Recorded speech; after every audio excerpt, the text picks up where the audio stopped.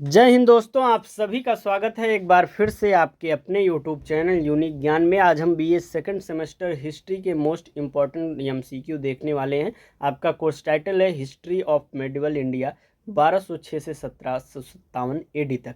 ये आपका जो सिलेबस है वह कंप्लीट कराया जा चुका है। लगभग जो भी क्लासेस बची हैं आपकी करा दी जाएंगी। आपके बहुत ज़्यादा कमेंट्स आ रहे थे, सर अब की बार बहुविकल्पीय हमारी परीक्षा होगी, तो मोस्ट इम्पॉर्टेंट जो एमसीक्यू क्वेश्चंस हैं वो आपको हमको बता दीजिए।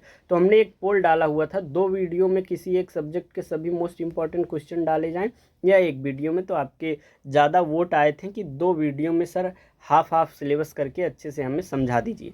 तो 2 वीडियो हर सब्जेक्ट की आपकी आएगी। यह हिस्ट्री का पहला है और इसके बाद एक और आएगा। पहले हम 4 यूनिट्स के मोस्ट इंपॉर्टेंट क्वेश्चंस देखेंगे, उसके बाद हम सेकंड वीडियो में 4 लास्ट जो हमारा यूनिट रहेगा उसके मोस्ट इंपॉर्टेंट क्वेश्चंस देखेंगे। अगर आप चैनल पर नए हैं तो चैनल को सब्सक्राइब कर लीजिए, क्योंकि सिलेबस तो कंप्लीट कराया जा रहा है, मोस्ट इंपॉर्टेंट एमसीक्यू बताया जा रहे हैं। जो भी आपके डाउट्स रहेंगे सभी चीज़ें क्लियर कराई जाएंगी और इसका सभी का नोट्स आपको प्रोवाइड कराया जा रहा है, जो कि आप पा भी रहे होंगे। चलिए देखते हैं क्या क्या क्वेश्चंस हमारी इम्पोर्टेंट है। सबसे पहला हमारा यूनिट था अर्ली तुर्क्स एंड खिलजीज, जिसमें हम पहला प्रश्न जानेंगे, दिल्ली सल्तनत का संस्थापक कौन था? इल्तुतमिश या कुतुबुद्दीन ऐबक या बलबन या रजिया? दिल्ली सल्तनत का संस्थापक कौन था? कुतुबुद्दीन ऐबक जो था वह दिल्ली वंश का संस्थापक था, दिल्ली सल्तनत का संस्थापक था। दिल्ली सल्तनत में कुल मिलाकर 5 वंश हुए थे। कौन कौन से? गुलाम वंश, खिलजी वंश, तुगलक वंश, सैयद वंश और लोदी वंश। जो कि सल्तनत काल का पहला था गुलाम वंश और अंतिम था लोदी। लोदी का समापन कैसे हुआ था? बाबर ने उसकी हत्या कर दी थी। बाबर ने उसको युद्ध में हरा दिया था। युद्ध में पराजित होकर युद्ध में ही मरने वाला पहला शासक जो है इब्राहिम लोदी बना हुआ था। उसके बाद मुगल वंश की स्थापना हो जाती है। तो दिल्ली सल्तनत का पहला वंश गुलाम वंश, जिसकी संस्थापक कौन थे? कुतुबुद्दीन ऐबक। अगर आपसे पूछा जाए दिल्ली सल्तनत का वास्तविक संस्थापक कौन था, तो आप हमें वह कमेंट में बताइएगा। संस्थापक कौन था? कुतुबुद्दीन ऐबक, जो कि हमने आपको बता दिया। ये आपका ऐसे ही आपको जो नोट्स हैं वो प्रोवाइड करा दिए जाएंगे। दूसरा प्रश्न है, कुतुब मीनार का निर्माण किसने प्रारंभ किया था? इल्तुतमिश, अलाउद्दीन खिलजी, कुतुबुद्दीन ऐबक या बलबन ने? कुतुबुद्दीन ऐबक ने कुतुब मीनार का निर्माण प्रारंभ कराया था। तीसरा प्रश्न है, इल्तुतमिश की प्रमुख उपलब्धि क्या थी? कुतुबुद्दीन की प्रमुख उपलब्धियों में सबसे पहला ऑप्शन है साम्राज्य विस्तार किया उसने किया था, प्रशासनिक सुधार किए थे, सल्तनत को स्थिरता प्रदान की हुई थी या धार्मिक सुधार किए हुए थे? तो इल्तुतमिश ने सल्तनत को स्थिरता प्रदान की हुई थी। चौथा प्रश्न है, रजिया सुल्तान किस वंश से संबंधित थी? तो रजिया सुल्तान खिलजी, तुगलक, गुलाम वंश या लोदी वंश? रजिया सुल्तान जो थी वह गुलाम वंश से संबंधित थी। यह पहली मुस्लिम शासिका, महिला शासिका बनती है। कौन? रजिया सुल्तान। रजिया सुल्तान। पांचवा प्रश्न है, बलबन की नीति क्या थी? उदारता, कठोर शासन, धार्मिक सुधार या व्यापार वृद्धि? तो बलबन की नीति थी कठोर शासन। छठा प्रश्न है, अलाउद्दीन खिलजी की बाजार नीति का उद्देश्य क्या था? व्यापार बढ़ाना, कर कम करना, मूल्य नियंत्रण या विदेशी व्यापार? तो मूल्य नियंत्रण जो है अलाउद्दीन खिलजी के बाजार नीति का उद्देश्य था। सातवां प्रश्न है, दीवाने रियासत किससे संबंधित है? सेना से, न्याय से, बाजार नियंत्रण से या धर्म से? तो दीवाने रियासत जो है बाजार नियंत्रण से संबंधित था। हमारा सेकंड यूनिट है तुगलक एंड लोदी, जो कि हमने आपको बताया। मोहम्मद बिन तुगलक जो था किसके लिए प्रसिद्ध था? युद्ध के लिए, असफल प्रयोगों के लिए, कला के लिए, धर्म के लिए?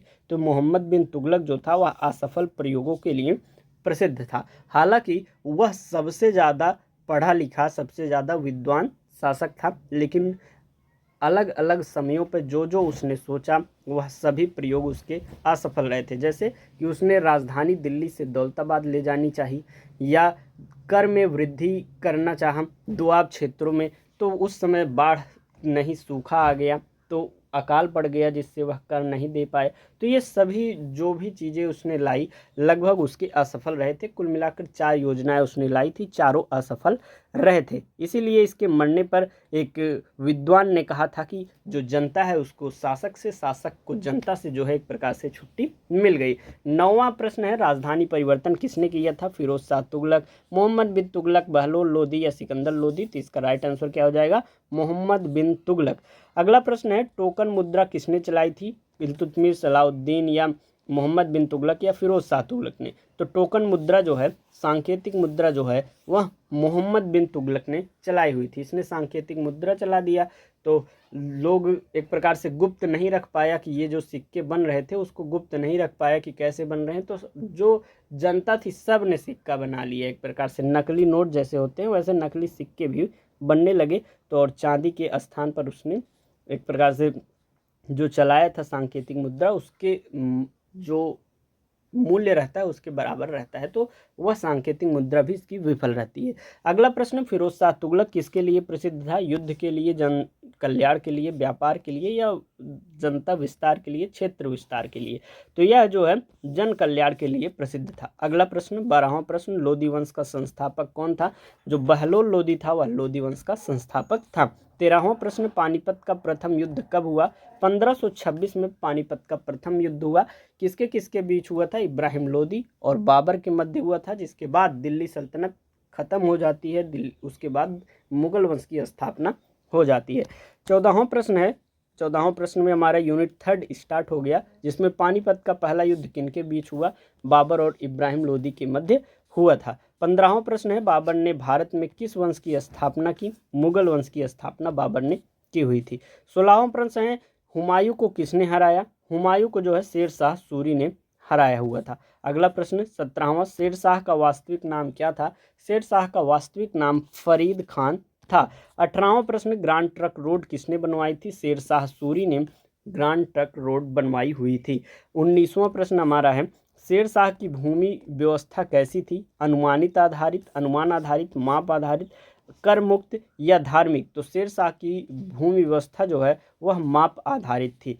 अगला प्रश्न शेर शाह से रिलेटेड ही है, शेर शाह का सिक्का क्या कहलाता था? तो वह रुपया कहलाता था, जो कि शेर शाह ने चलवाया हुआ था और वर्तमान समय तक जो है रुपया ही कहला रहा है।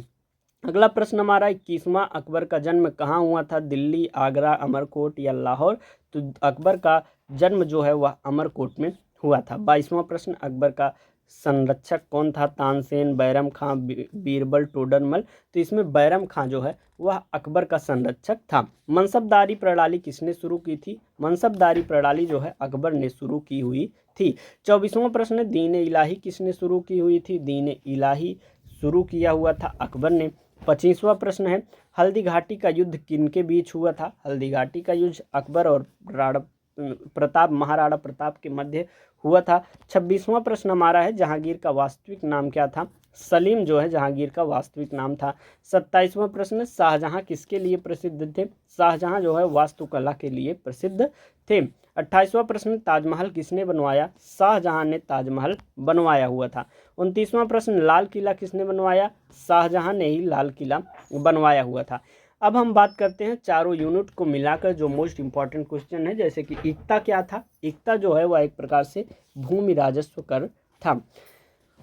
31वां प्रश्न, जजिया कर किससे लिया जाता था? जजिया कर जो है वह गैर मुस्लिमों से लिया जाता था। यह एक प्रकार से सुरक्षा कर माना जाता था कि आप जो गैर मुस्लिम लोग हैं वह कर दीजिए, आपकी सुरक्षा जो है की जाएगी।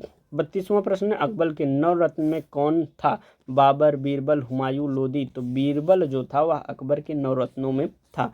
33वां प्रश्न, मुगल प्रशासन की भाषा क्या थी? फारसी जो है मुगल प्रशासन की भाषा थी। 34वां प्रश्न, अकबर के राजस्व मंत्री कौन थे? अकबर के राजस्व मंत्री जो थे वह टोडरमल थे। 35वां प्रश्न, आईने अकबरी के लेखक कौन थे? आईने अकबरी के लेखक जो है अबुल फजल थे। 36वां प्रश्न है, अकबरनामा किसने लिखा था? अकबरनामा जो है अबुल फजल ने लिखा हुआ था। जल्दी जल्दी आपको क्वेश्चंस आंसर इसलिए बताए जा रहे हैं कि आपके एग्जाम भी नज़दीक है, कम समय में आप ज़्यादा प्रश्न देख पाएंगे, अच्छी तैयारी कर पाएंगे। अधिक प्रश्न देखे रहेंगे तो अच्छे से आपकी तैयारी हुई रहेगी। इसमें से कोई भी प्रश्न आएगा बस आप सुने रहेंगे, उसको टिक करके आ जाएंगे।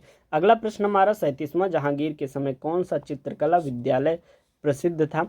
तो मुगल शैली की चित्रकला जो है वह प्रसिद्ध थी। 38वां, शाहजहां के समय राजधानी कहाँ थी? शाहजहां के समय राजधानी जो थी वह दिल्ली थी। बलबन का सिद्धांत क्या था? बलबन का सिद्धांत जो है दैवी अधिकारी था। 40वां प्रश्न है, अलाउद्दीन खिलजी ने किसके विरुद्ध सफलतापूर्वक संघर्ष किया हुआ था? अलाउद्दीन खिलजी ने मंगोलों के विरुद्ध सफलतापूर्वक संघर्ष किया हुआ था। 41वां प्रश्न है, चहलगानी क्या थे?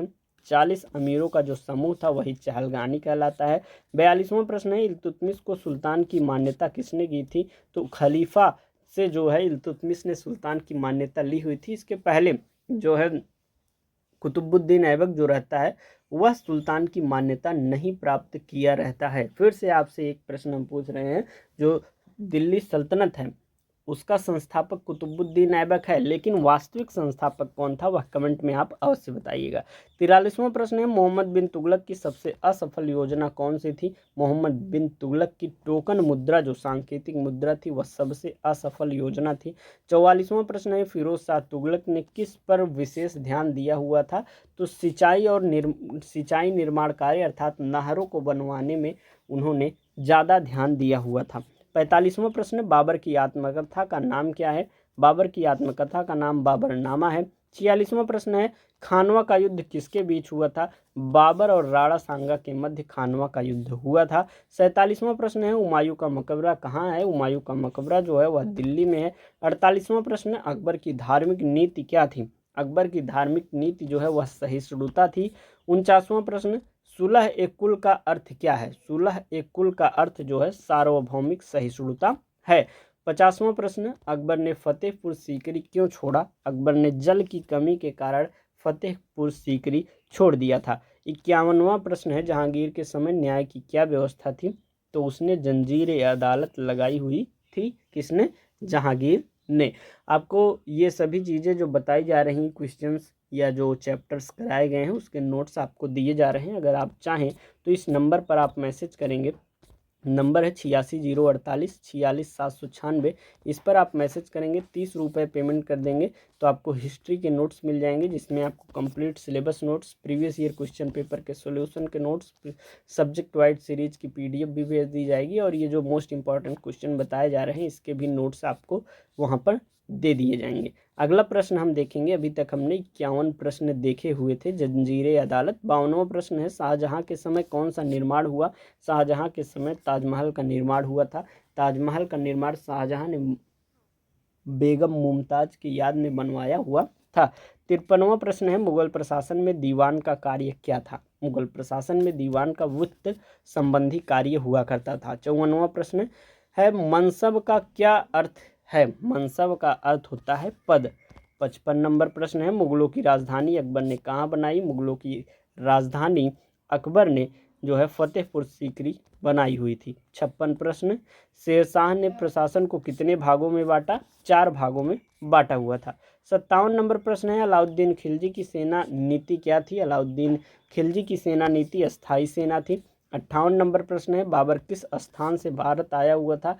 बाबर जो है फरगना से भारत आया हुआ था। 59 नंबर प्रश्न, हुमायूं ने अपना राज्य कब पुनः प्राप्त किया? हुमायूं ने 1555 में अपना राज्य पुनः प्राप्त किया हुआ था। किससे प्राप्त किया था? शेरशाह सूरी से, क्योंकि शेरशाह सूरी ने उसे हरा दिया था और वहाँ पर अधिकार कर लिया था। उसने विभिन्न कार्य भी किए थे अपने शासनकाल में। उसके बाद हुमायूं फिर से आता है और शेरशाह सूरी को हराकर पुनः अपना राज्य स्थापित कर लेता है, प्राप्त कर लेता है। 60वां प्रश्न है, मुगल साम्राज्य का सबसे शक्तिशाली शासक कौन माना जाता है? मुगल साम्राज्य का सबसे शक्तिशाली शासक अकबर माना जाता है। इस प्रकार से आपका पार्ट फर्स्ट खत्म हुआ। सेकंड का आपको डिस्क्रिप्शन में लिंक दे दिया जाएगा, वहाँ से आप देख लीजिएगा या प्लेलिस्ट में आपको देखने को मिल जाएगी। दोनों वीडियो देख के जाइएगा, बेहतरीन आपकी तैयारी हो जाएगी। क्वेश्चंस भी आपको यहाँ से देखने को मिलेंगे। कोई भी डाउट हो तो कमेंट सेक्शन में पूछ लीजिए, आपको उसका जवाब दिया जाएगा। अपने दोस्तों के पास वीडियो को शेयर करिए ज़्यादा से ज़्यादा, जिससे उनका भी लाभ हो सके। मिलते हैं नेक्स्ट वीडियो में। धन्यवाद।